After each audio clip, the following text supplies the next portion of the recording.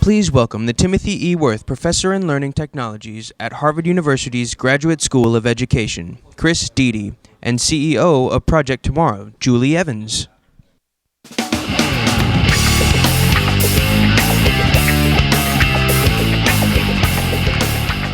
Well, good morning, and welcome to Wireless EdTech 2012. We're delighted to have you here with us. Julie and I have been looking forward to this for a long time, and it's terrific to finally be here and to have the chance to make this happen.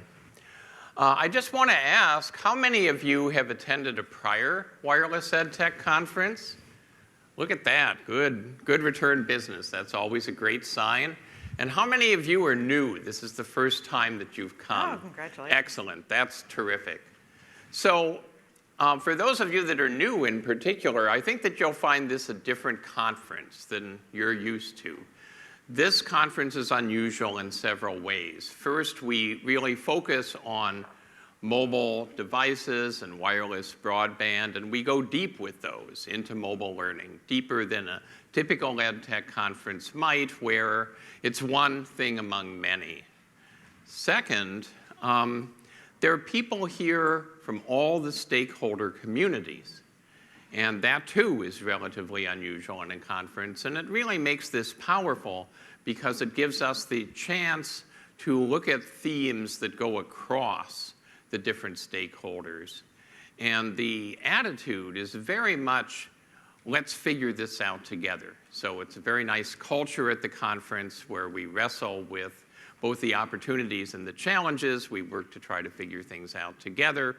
It's large enough to have a really good array of people in the room, but it's small enough that it's easy to track down somebody interesting and learn more about what they're doing and make those connections. And we've tried to build in a lot of connection time to make that possible. So welcome, and I think you'll find this an exciting and interesting event.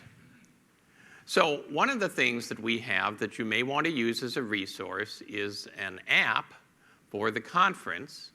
If you already have it, great. If you don't, you can go to the wirelessedtech.com website and download the app. And we just want to walk you through some of the features that it has to give you a sense of how that complements the kinds of paper material that you received. So one of the things that it has is an interactive agenda for the conference. And that provides a way that you can look at all of the different sessions as they're happening, get more background on them, and get a feel for the flow of the conference, because we've done a lot of thinking about how to orchestrate this. In fact, sometimes Julie and I feel a little like the ringmasters at a very complicated circus, and you'll see a lot of us sort of whizzing around and coming on and off stage and trying to direct traffic with all of the terrific people and ideas that are here. Another part of the app is a chance to look in more detail at the conference speakers. And we have a terrific set of people who've been very generous in terms of volunteering their time. And we hope that you will not only listen to them as they share ideas, but seek them out and interact with them and talk with them during the networking sessions. Because, of course, if we just come together once a year to think about mobile learning, we're not going to get very far. We need to have a very strong virtual community that complements the kinds of face-to-face community that we have at different conferences. Another feature of the mobile app is a chance to chat using the app. And we have a lot of different ways that you can interact virtually at the conference while the conference is happening. So if you like tweeting, every session will bring up the conference hashtag, which is hashtag EdTech12, and you'll have the chance to interact with people by tweet. If you like a more standard chat interface, you can work from within the conference app. There's a Facebook page that you can post to. There is a LinkedIn group that you can be part of. And then later, Julie will show the Poll Everywhere feature and give you the chance to practice with that a little bit in terms of virtual interaction. And then there are maps of different kinds. The hotel is a little confusing, but You've got a map. We thought about using augmented reality, but the spectacle of people walking around with their phones, trying to find the room, we thought that might interfere with the conference. So we stuck to more conventional means like the conference map. And then, although we hope that you'll be active in the conference during the time that it meets, of course, in the evenings, or maybe Friday afternoon, if you have a little time, there's a chance to get out into Washington, D.C. as well. So if you get a chance, download the app, and we look forward to your feedback about it, because every year we try to enhance the conference still further. And as Chris said, we have worked very hard working with our conference team to put together a wonderful program for you today. But all of that would not be possible, of course, without the support of our wonderful sponsors. So right off the top, of course, we want to thank our good friends at Wireless Reach from Qualcomm in terms of all of their support, and also conceiving of the idea of the conference and supporting it each year. We have a fabulous platinum sponsor this year, CTIA, and then a wonderful collection of sponsors who not only believe in the conference, but truly believe in the power of mobile learning.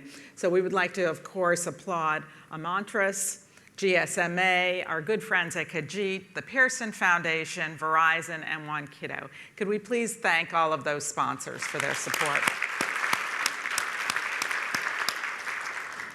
Of course, as Chris said, the conference is specifically intimate in size so that you have the opportunity not only to interact with each other, but also to interact with the sponsors. And so you'll see during lunch and during the reception, you have the opportunity to meet with those folks. Of course, please thank them as well for their support.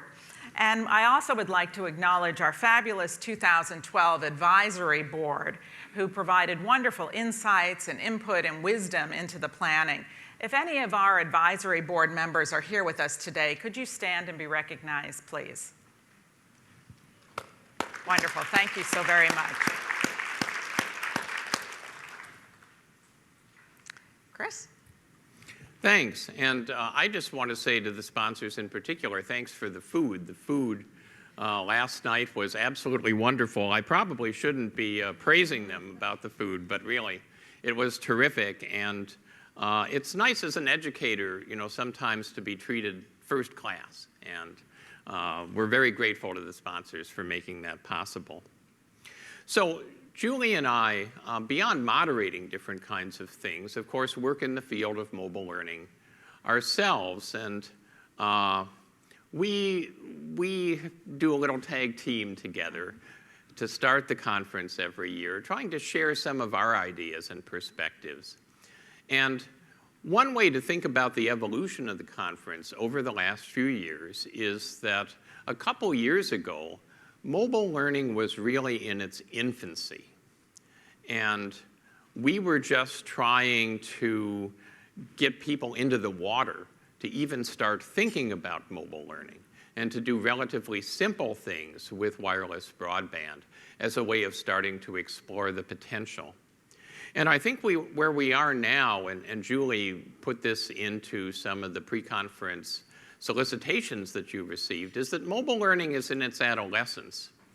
And as somebody who's gone through adolescence with 2 children and has a third one poised to go, we know that adolescence is a very interesting time. It's a time when, on the one hand, kids really start to realize their full potential as people, but on the other hand, it can be a troubled time as well. And I think we see both some of those opportunities and challenges with mobile learning now. It's out of infancy, and we need to now get to a higher standard than before. When in the early days of mobile learning, I would interact with people sometimes, and they would be so astonished at what a mobile device could do that what came to mind was, I don't know if you've ever heard a dog sing, but, the first time you hear a dog sing, it's like, wow, I didn't know dogs could sing. But then, after a while, you think, gee, this dog isn't singing very well.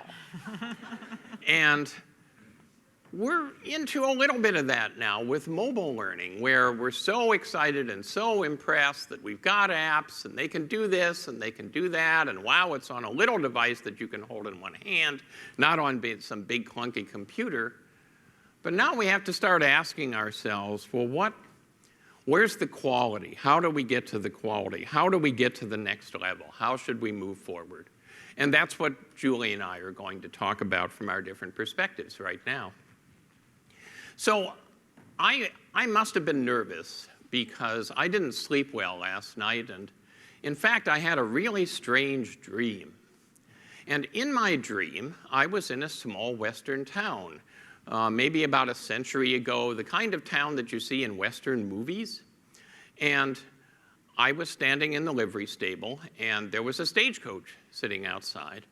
And a bunch of people were standing around, and they were talking about the stagecoach, and they were talking about all the problems with the stagecoach. I mean, the horses were pooping all over the street, and you could only go 20 miles, and then the horses were worn out, and you had to change them, and you had to feed them, and it really rattled people around, and you couldn't carry very much freight with it. It just had all sorts of problems, and so they had sat down and they were working and they were designing and they were thinking, and they came up with a new form of stagecoach.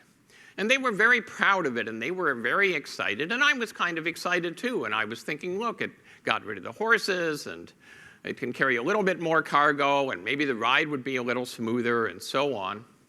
But it didn't feel quite right to me somehow in the dream. And then I heard a whistle in the distance, and I looked up, and I saw a train. And then the dream ended.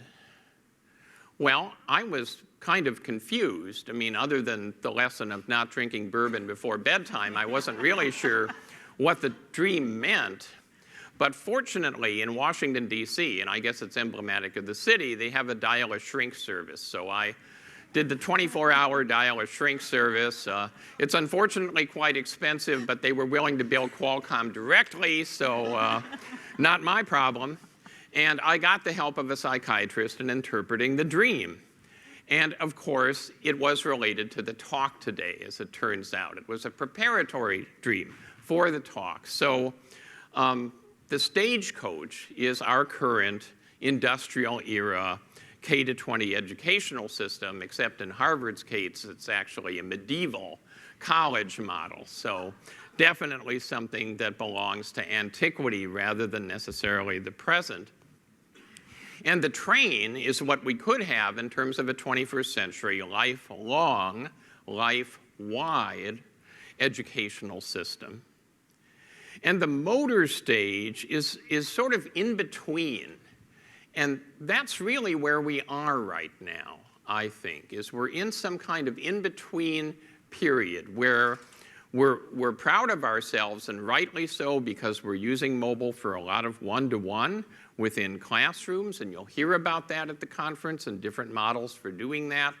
We're using social media in powerful ways, so we're building on kids' learning strengths and learning preferences, and they go home and they do their homework, and they're using social media to interact with that. And it's a good place to start, but it's a poor place to stop, in my opinion, because it's like the motor stage. It's still the old model with a jet engine on it. And what we need is instead a train. And there are breakthroughs that are coming that make the train possible. And the heart of the breakthroughs, and why we're here, is that low-cost, powerful mobile devices and universal, affordable wireless broadband are the engine that makes this new form of education possible. But it's also an engine that has to be harnessed to all the other parts of the train if it's going to be effective. So social media, as kids use them, are a place to start, but we have much to learn about those, as we'll talk about later. We see different kinds of open source learning artifacts developing, and many of those are being developed in a way that they can be used with mobile. But we need to be thoughtful about how to not just have a million learning objects in some kind of a digital library, but to think about learning sequences and trajectories and frameworks like the Common Core standards and proficiencies that we want to see kids have coming out of these learning objects. We know that immersive interfaces, virtual worlds, augmented realities are powerful ways of linking in the classroom, simulating the real world, and in the real world, bringing academic perspectives and knowledge and skills into authentic settings. And we're still learning how to do that well, and sessions at the conference will talk about that. We know that we need better forms of assessment, that we can't do the wonderful things on the list of breakthroughs and then give kids multiple choice questions where they're looking at the right answer surrounded by distractors and try to measure what they're learning based on that. We need something much more powerful. We can't just use elegant little essays of the kinds that Harvard faculty ask students to write. We really need students to do authentic performances and learn from that.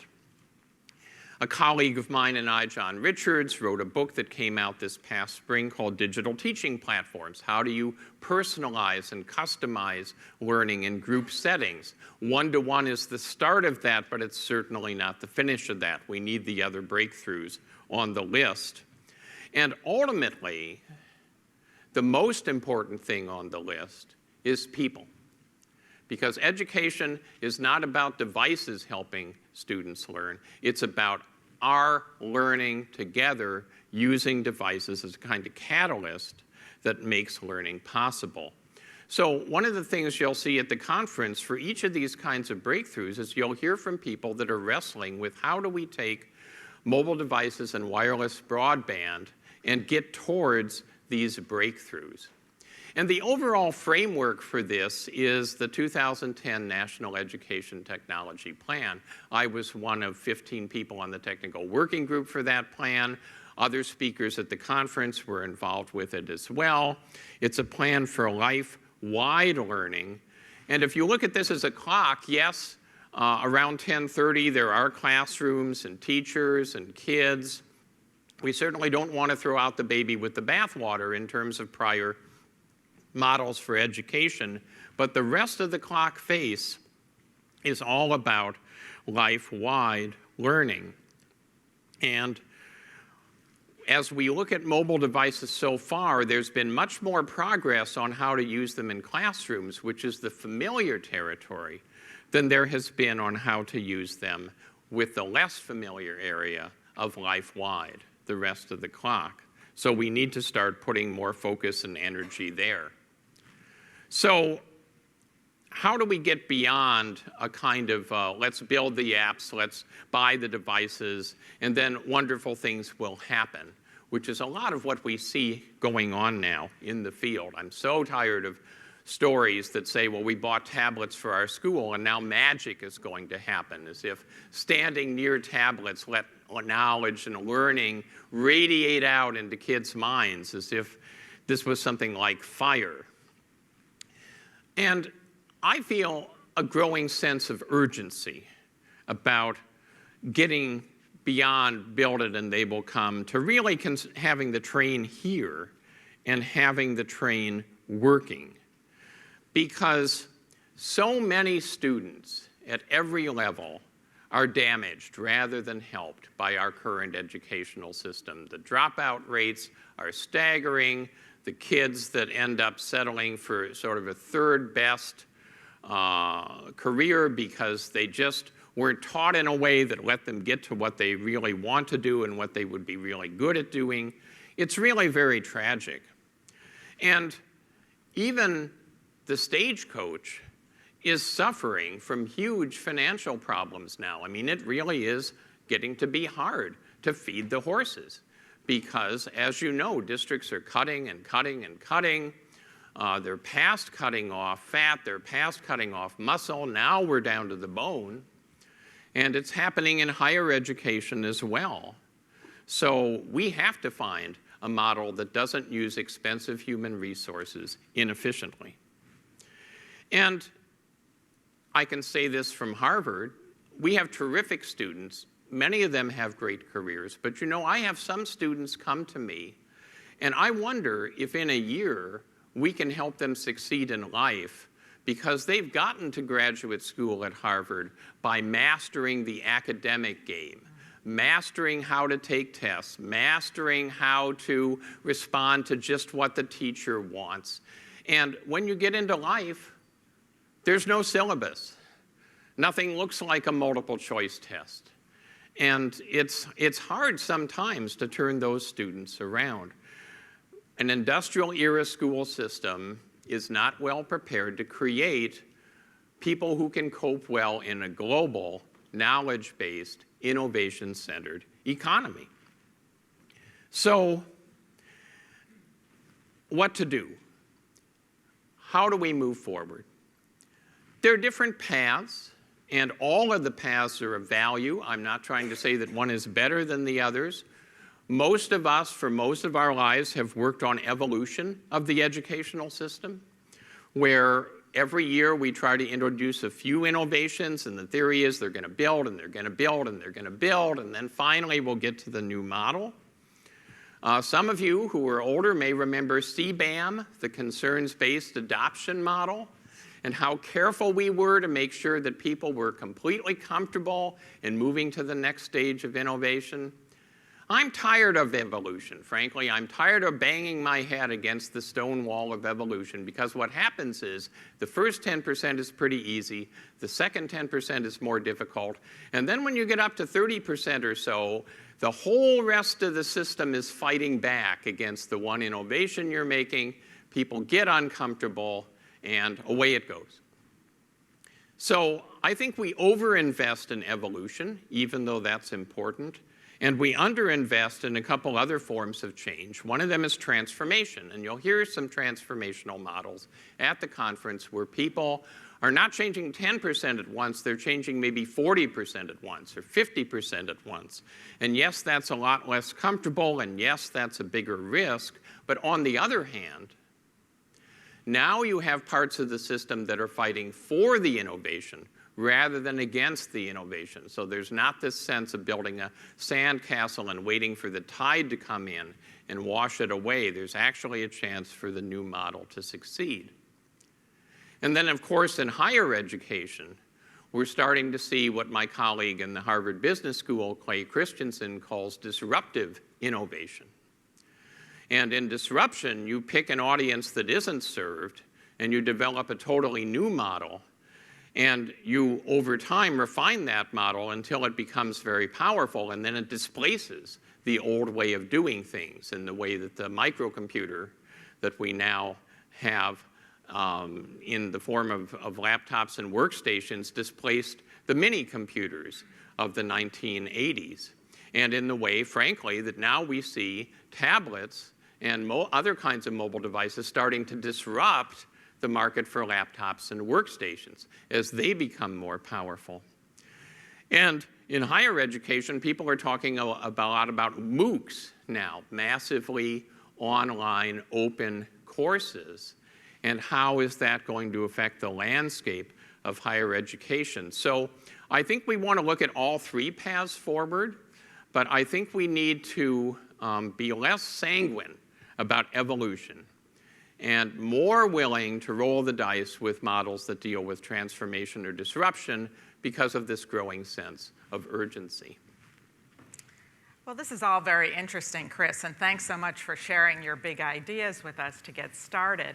But as you well know, from my standpoint, our work at Project Tomorrow is grounded in the reality of what's actually happening in schools and districts today, through our Speak Up project, through our community and school projects, and through all the wonderful evaluation work that we're doing with Qualcomm and Kajit and some others. And so I want to focus on a little bit more on the here and now. Now, I think I learned this from you, Chris, but you know, in the very traditional sense, from a higher academic standpoint, learning should take place in an isolated location. Students should be taken out of the real world, maybe put behind some very high walls. Maybe those walls have ivy around them, to reflect on knowledge acquisition, to think with a deeper thought and maybe communicate with like-minded peers. But I'm not buying into that. It sounds a little bit like Harvard to me also. You may have already gotten that. I think the other way actually sounds like it's got more promise at this point, and that's the other theory, general theory of learning, which says that students should be immersed in the real world, using real-world tools, experiencing what learning looks like in an actionable sense. And so I want to focus a little bit more of our conversation here for the next couple moments, sort of grounded in that real-world approach. Now, Chris, you started out with a dream. I'm going to start off with a story, and the story I want to share with you today is a true story. It's a story about Marissa. Marissa is an 11th grade student at a Los Angeles high school that I met last year when I was facilitating a panel of students talking about how they were adopting and adapting a wide range of different emerging technologies to meet their own learning needs. So as I said, this is a true story. Here's Marissa's story. Marissa was in her 11th grade English Literature Honors class recently. These are, again, from her perspective. They were studying Shakespeare. They were doing a unit on Hamlet. And the way the class was set up this particular day, as Marissa told me, is that they were doing some oral reading of Hamlet, and then they were doing some class discussion. It was a block period, so they had 2 hours to be able to work through the material. Now, if any of you remember back to your English literature classes or your classes around Shakespeare, Marissa had a little bit of a problem. She was starting to stumble over some of the Old English terms and concepts. She wasn't picking up all of the thematic symbolism of some of the different areas that were being discussed. She was really struggling, particularly with the concept of the skull, the symbolism of the skull for Hamlet. Now, again, this was a block period. And so as she was sort of struggling with this mentally in her mind, she was getting ready to sort of ask her teacher a question about this, and then she realized that everyone else in the class got it. They were already there. So she felt a little embarrassed about asking the question. But in the same regard, the class was moving forward, and she realized that if she didn't catch up, she was going to lose that entire block period. Marissa also started thinking about the fact that it was going to be late before she was going to be able to get home and maybe do some research on what this whole skull thing was all about. She had cheer practice. She had to babysit her cousin, normal teenage things. Marissa then came up with a solution. She took out her smartphone.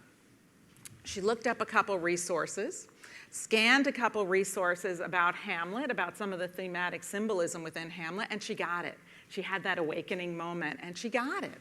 And she was able to jump right back into the class and be able to participate in the discussion. And I thought that was really fascinating that she was so resourceful and was able to use her phone in that way. But again, I had her as a panelist, and so I asked Marissa, I said, I'm a little confused though, because I know your high school, and I know that your high school has policies against you using your own mobile device. So how were you able to do this? And she did it as most kids are doing today. She did it down here. So she was able to get those resources that she needed at the time she needed them in a very highly personalized way so that she did not lose her place in the class and was able to take it forward. Now, this is a real-world story about what's happening in our schools today, what's happening in our classrooms. We can't put the genie back in the bottle anymore.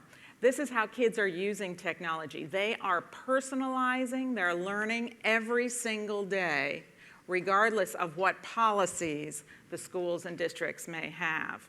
Unfortunately, the sad part of this is all the work that the kids are doing to circumvent the system to be able to get the learning tools that they need.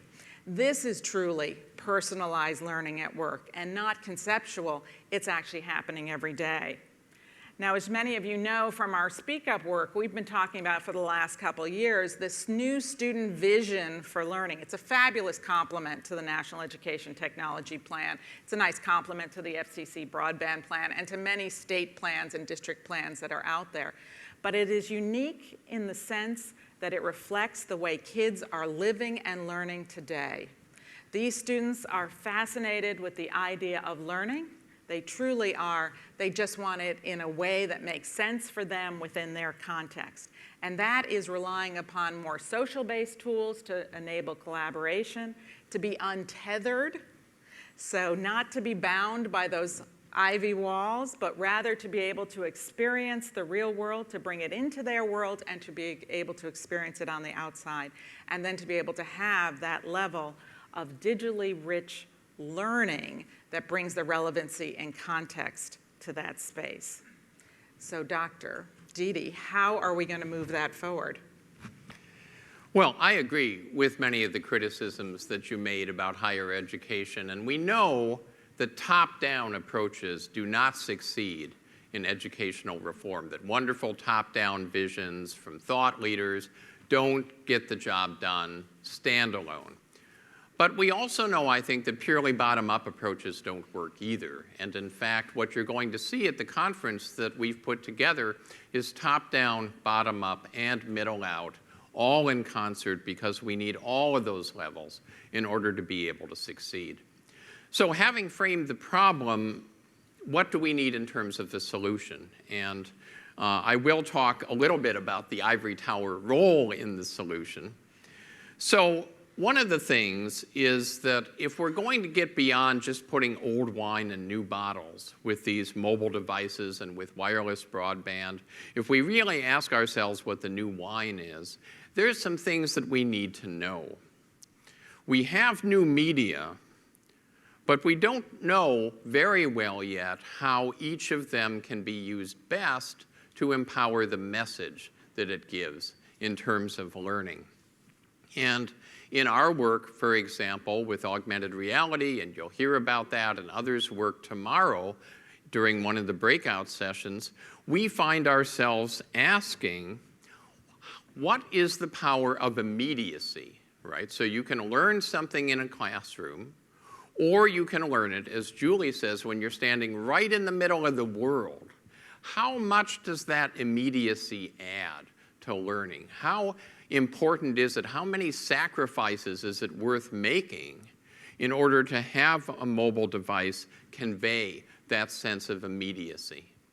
Another thing that we find ourselves wrestling with is transfer. We know that students who have mastered things in classroom settings often really struggle to apply them in the world because it's far transfer. It's transfer from the blackboard or the whiteboard or the smartboard out into the complexities of the world. And one of the strengths of things like augmented realities is that it's near transfer. You're in the world when you're learning it. But again, how important is that? How well does it really work? How many sacrifices is it worth making to make that vision happen? So we have a lot to learn about the media. We also, beyond research, need integration. Having the pieces of the train doesn't mean that we have the train. And often, I think, when I look at mobile initiatives, the whole is less than the sum of the parts, because each part is working well on its own, but we haven't gone through the very difficult process of putting the puzzle together so that all of the pieces come together in a coherent way. They form something larger. And then we have to go beyond using tools to empower people in capacity building.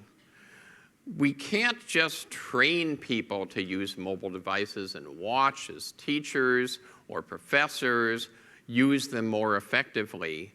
There's a moment when you appropriate a tool and you make it your own and you step through the looking glass, and now you're not a person using a tool, you're an empowered person that has developed an innovative way of thinking about your whole practice.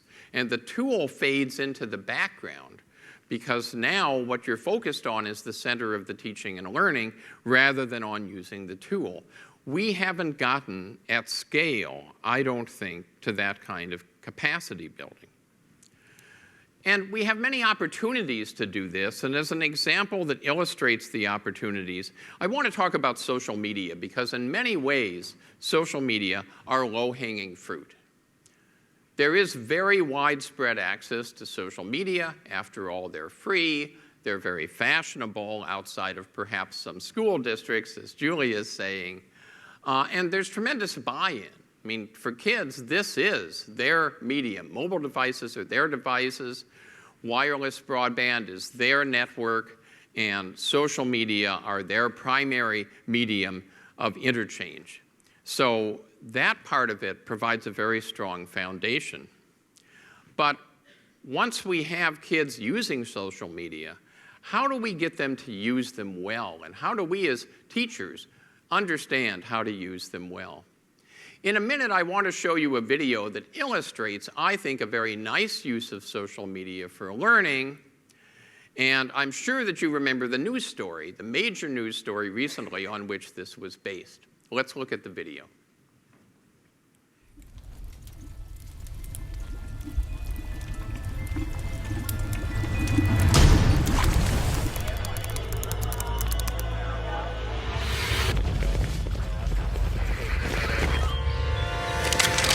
Little pig, let us in! It's the police! Move! The third little pig is now being taken into custody, so the spotlight is once again shone on the grey area of homeowners' rights to protect their properties. This isn't right. The three little pigs are the victims. Wolf threw down 2 houses. He got what he deserved. But the pigs went too far. You've got every right to defend your property. Pénétrer chez quelqu'un. Kick the chinny chin chins up, fellas.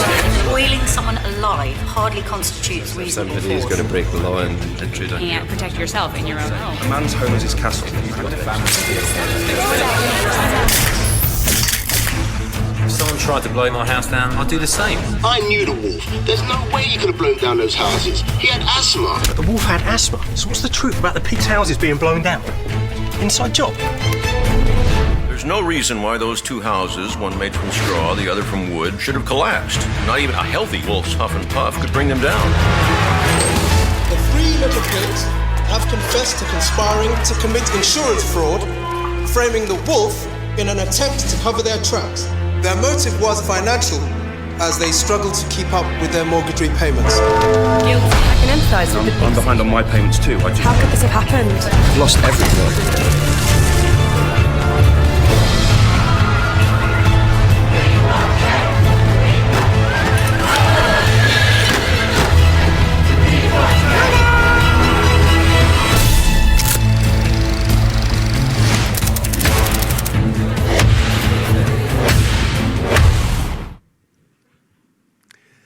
Now, it's interesting that The Guardian, which is one of the premier newspapers in the world, is putting together advertisements like this. And yet it's very smart because, of course, print media have lost their business model, largely because of social media and mobile devices and wireless broadband. They're struggling to find a new one. And the point that they're making is that this is a both-and situation. This is an opportunity to integrate, that there's a power that comes from having journalism and then coupling that to the bottom-up insights and surrounding the problem that social media can create.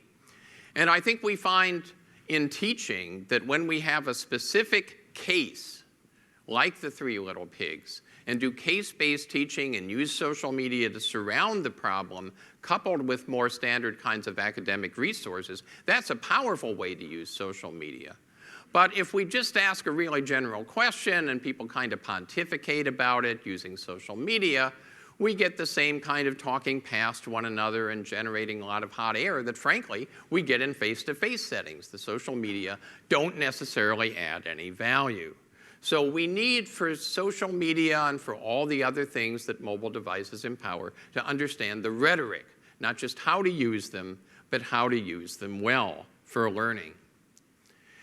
In terms of integration, we need cyber infrastructure. And this afternoon after lunch, I'll be moderating a panel where we'll talk about cyber learning and the different pieces that need to come together in order to make the train possible. We need to work on the margins and not in the center. Too much of what's being done right now with mobile learning is, understandably, relatively affluent districts, relatively affluent students relatively skilled teachers, and that's very appropriate. But my colleague David Rose reminds me that to reach all students, you work in the margins. You work in the students with special needs. You work in the students without access. You work in the students who carry in difficult burdens in terms of learning. And when you succeed with the margins, you succeed with everyone. So that's an important lesson for us. And in a panel later this afternoon on equity and empowerment, I'm sure that we're going to talk about some of this. So again, if I can go back to the National EdTech Plan, there's an image in that of connected teaching. How does teaching change? Teaching becomes connected teaching. It's connected in different ways. It's connected to life, so it's life-wide. It's connected to peers and to professional development, so it's no longer a lonely profession. You're learning from each other and you're reinforced by each other.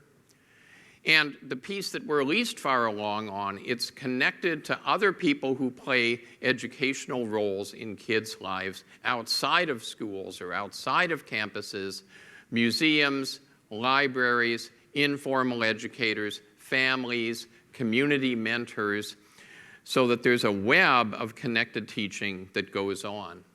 And what we need to recognize is not only is that the train, not only is that the 21st century model that prepares kids for the global workplace, but also the teacher is then modeling what we want students to become. How the teacher does things is more important than what the teacher says. And so if the teacher is connected, we model for kids how to be effectively connected. Thank you, Chris.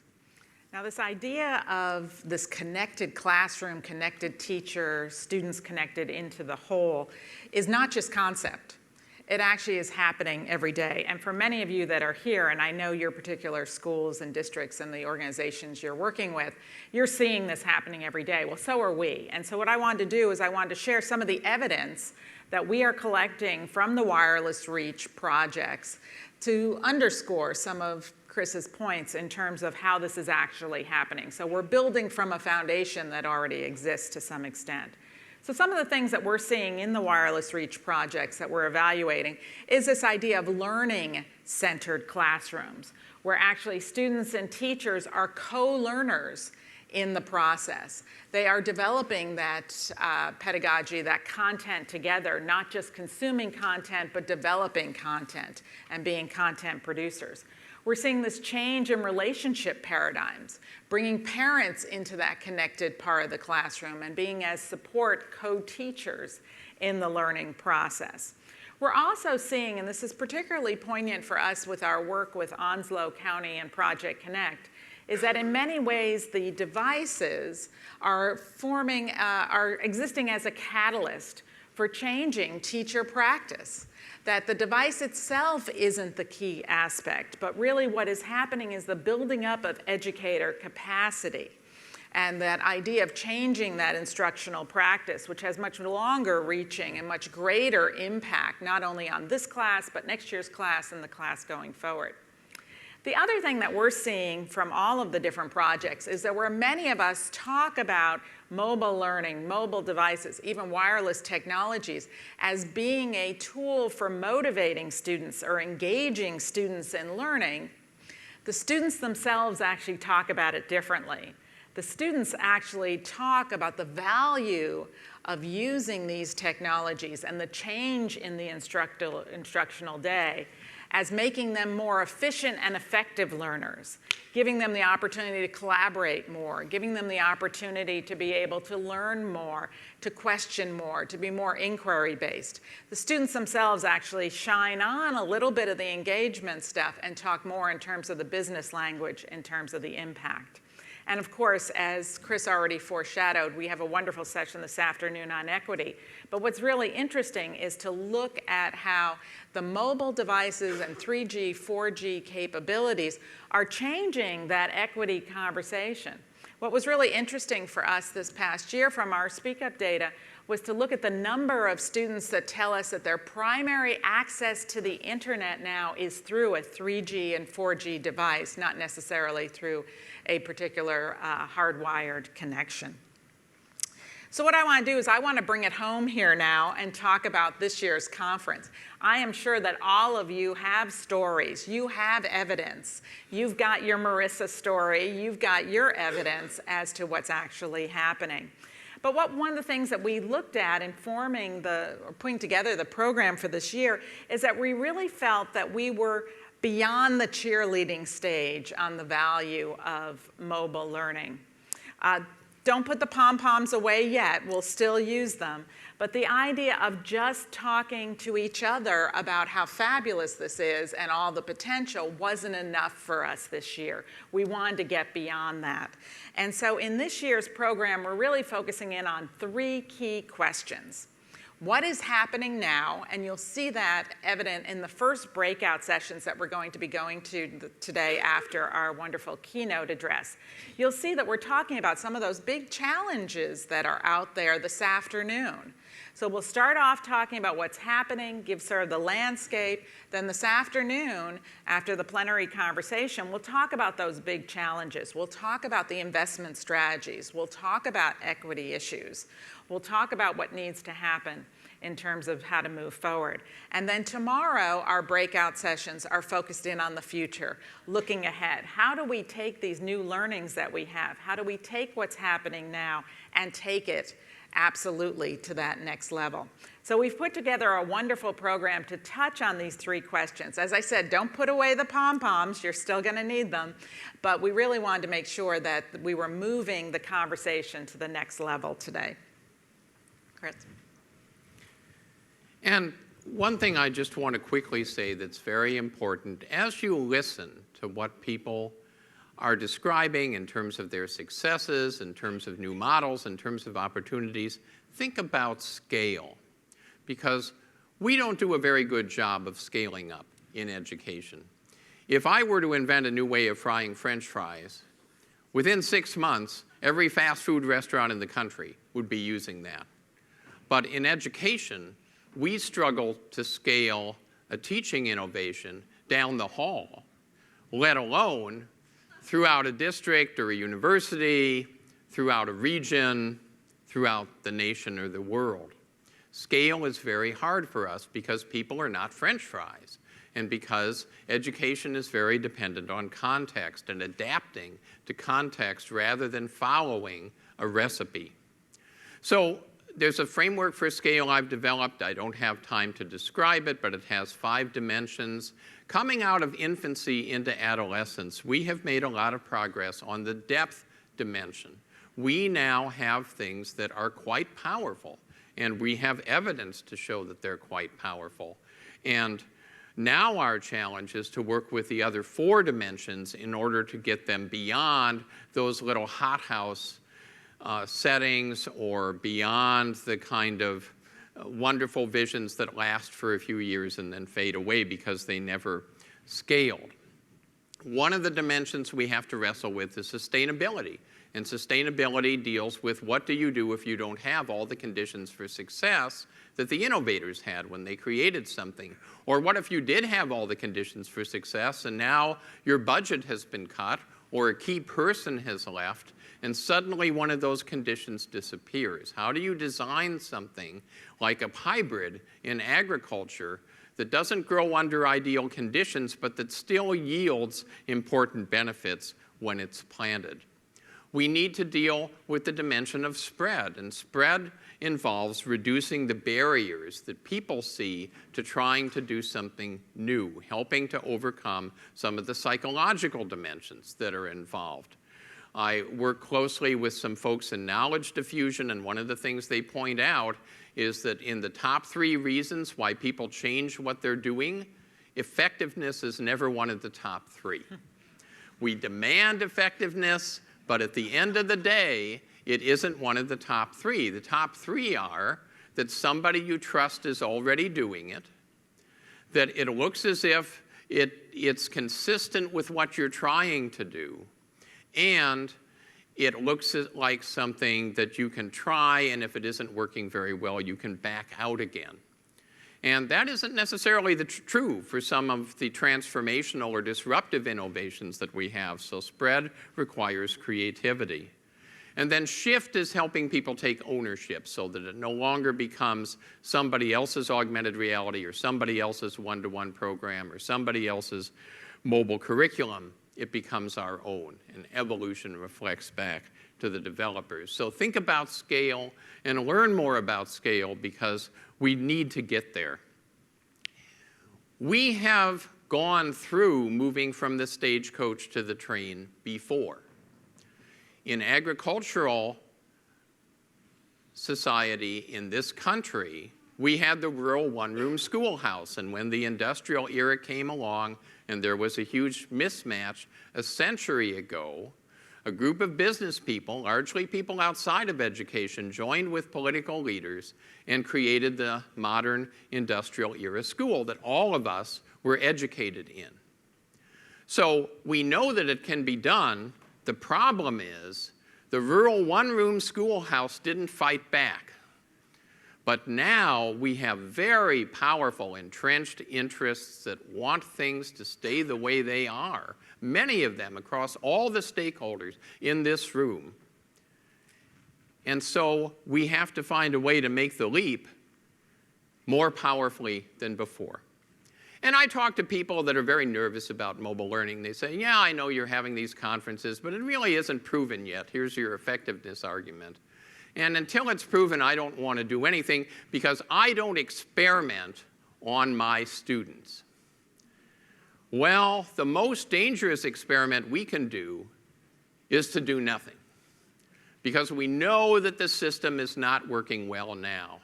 With a prior virtual worlds curriculum called River City, I worked for a year and a half with a major urban school district trying to get them to let us in the door and expose some of their students to our research curriculum. They demanded twice as much human subjects information as the Harvard Review Board demanded. They demanded proof after proof of evidence, and in the end, they turned us down after a year and a half because they said, we just don't want to disrupt the current curriculum. Now, under the current curriculum, if you were an African-American male, your odds of graduating from college are 3%, and they don't want to disrupt the current curriculum. We have to take risks. And you know, with the kind of bottom-up empowerment that Julie talks about, of parents, of communities, of teachers, of students, we might not get the train. We might get the airplane. Thank you very much from both of us.